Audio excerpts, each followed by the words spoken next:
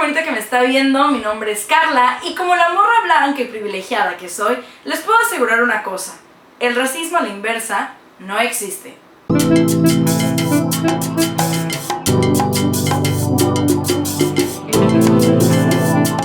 Para hacer este video me estoy basando en uno de mis libros favoritos que se titula Las élites de la ciudad blanca, discursos racistas desde la otredad, de la doctora Eugenia Iturriaga. Este libro es el producto de su tesis doctoral.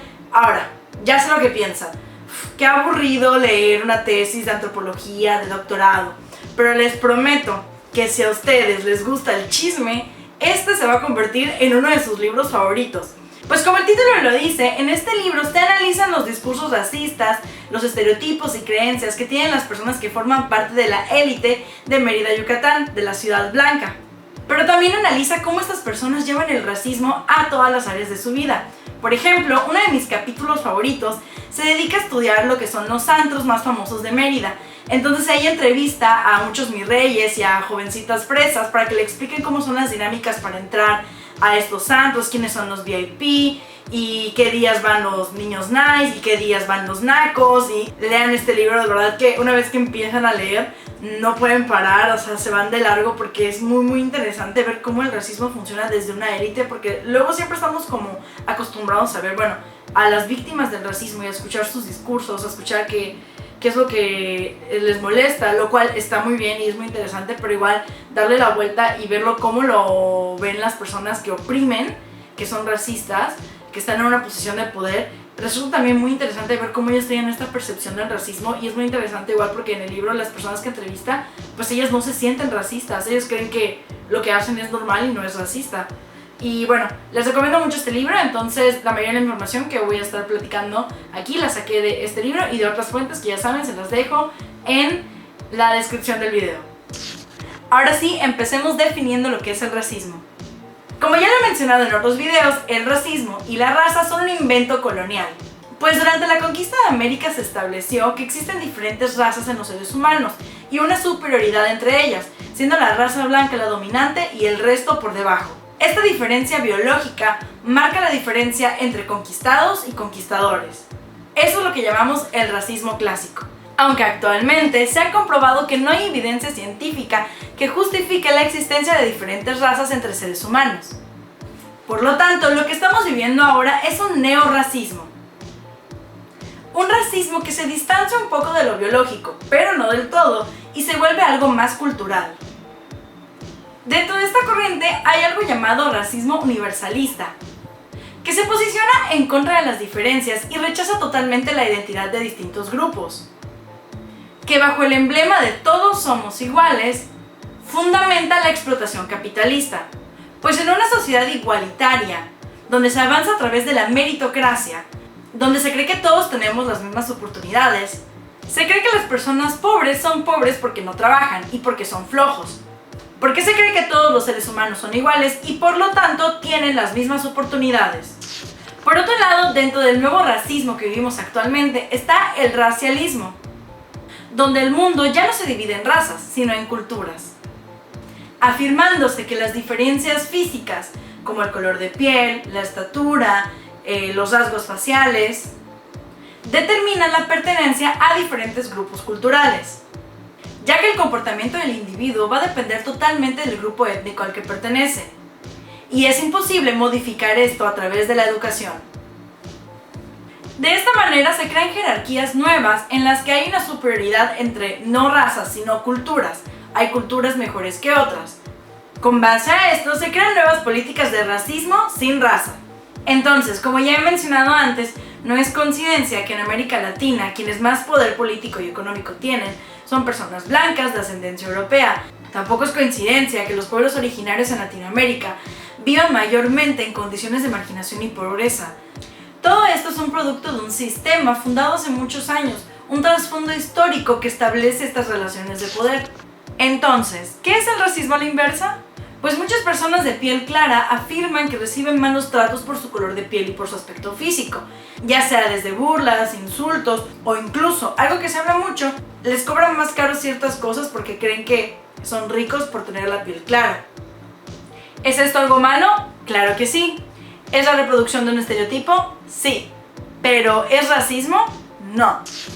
Actualmente en México y en Latinoamérica, el racismo funciona a través del colorismo. Es decir, que entre más clara sea la piel, más privilegios puedes tener, y entre más oscura, pues menos. Citando al sociólogo Patricio Solís, las personas identifican a otras a través de una combinación de rasgos físicos, racializados, como el tono de piel, apreciaciones racializadas de belleza, lo blanco siendo lo hermoso, racialización de lo étnico, verse o parecer indígena, y de la pobreza, verse moreno es verse pobre. Y es que estos juicios de valor, la gente los lleva a cabo ya de manera inconsciente. A esto se le llama racismo internalizado. Ser racista es una connotación negativa actualmente. Nadie quiere ser un racista, pero muy poca gente se da cuenta de que cotidianamente reproduce estos estereotipos racistas. A mí me ha pasado muchas veces en el entorno familiar o social que alguien hace un comentario y yo digo, oye, creo que eso es un poquito racista, o ¿no crees que eso es un poco ofensivo o algo así? Y la verdad es que se enojan y es como que no, ¿cómo te atreves a decir que yo soy un racista o algo así? Cuando yo no lo hago con la intención de señalar que eres racista, sino señalar que estás emitiendo un discurso racista y que debes de reflexionar ante ello y ponerle pausa a estos estereotipos. Ahora, citando al investigador Federico Navarrete, el racismo inverso no tiene de ninguna manera la fuerza del racismo dominante, pues no es fomentado sin cesar por los medios de comunicación, ni se vincula a las estructuras de poder social y a las formas de privilegio económico. No hay racismo al revés. Los indígenas sufren violencia policial, violaciones, son juzgados en un idioma extranjero. Tener la piel clara, parecer, vestirse como blanco, da muchas ventajas en México. Te dejan entrar a los antros, te contratan antes, te consideran más respetable, la policía te trata mejor. Un ejemplo reciente que ha impactado a nuestro país ha sido el asesinato de Giovanni López, un joven albañil de clase socioeconómica baja que fue asesinado por la policía por no traer un cubrebocas, cuando diariamente estamos viendo a gente rica, blanca y privilegiada, otros influencers que están viajando como si nada, que están saliendo a correr sin cubrebocas, yéndose de fiestas sin cubrebocas. Entonces este es un ejemplo de cómo el racismo mata. Si Giovanni hubiera sido un joven güero, rico, que hubiera estado caminando sin cubrebocas, no le hubieran dicho nada.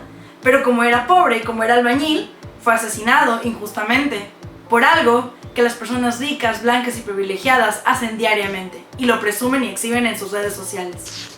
Entonces no es de ninguna manera equiparable los malos tratos y comentarios que han recibido la gente blanca en comparación a la violencia sistémica e histórica que han sufrido los pueblos originarios y las personas afrodescendientes. Para poder identificar un problema social de discriminación, tienen que hacerse estas dos preguntas. ¿Existe un trasfondo histórico por el cual se ha violentado a este grupo o a esta persona que pertenece a un grupo? ¿Existe un sistema actual que vulnera los derechos o margina a las personas pertenecientes a este grupo? Si la respuesta a ambos es sí, entonces estamos frente a un problema social de discriminación. Si la respuesta es no, entonces puede ser que estemos frente a un caso de bullying o a un problema que no involucra a un grupo como tal, sino a un cierto número diminuto de personas. O un problema a un nivel más personal. Como mencioné al principio del video, en mi país yo soy una morrita blanca y privilegiada. La mayoría de las personas que también tienen estas etiquetas no son conscientes de sus privilegios y les molesta mucho cuando alguien les recuerda que sí los tienen, porque creen que le están quitando el mérito a sus logros personales. Yo soy muy consciente de que los mayores logros de mi vida sí han sido porque me esforcé en parte por ellos, pero también han sido gracias al apoyo de mis padres, porque me han brindado una estabilidad socioeconómica. Porque gracias a su posición socioeconómica, yo he tenido el privilegio de poder dedicarme única y exclusivamente a perseguir mis sueños. Y no me siento orgullosa de ser una persona blanca y privilegiada en una sociedad tan injusta, en un país donde la mayoría de las personas viven en condiciones de pobreza, marginación y violencia por parte del Estado. Y no, ser una persona blanca y con privilegios económicos no es algo que se deba asumir con orgullo, no es algo que se deba presumir, tampoco es algo que se deba asumir con vergüenza, sino con una responsabilidad. Tú que me estás escuchando, ya seas estudiante o profesionista, que tienes el privilegio de tener tiempo libre, es tu responsabilidad aprovechar tus privilegios para informarte sobre estas problemáticas de la sociedad y ver de qué manera puedes aprovechar tu posición de poder para generar acciones en tu entorno que disminuyan las manifestaciones de discriminación, de racismo, ponerle un alto a los discursos de odio y construir sociedades más justas. Porque ustedes, las personas blancas y privilegiadas que conforman la política, que van a heredar grandes empresas, quienes tienen el poder político y económico, son quienes tienen el poder para construir una sociedad más justa.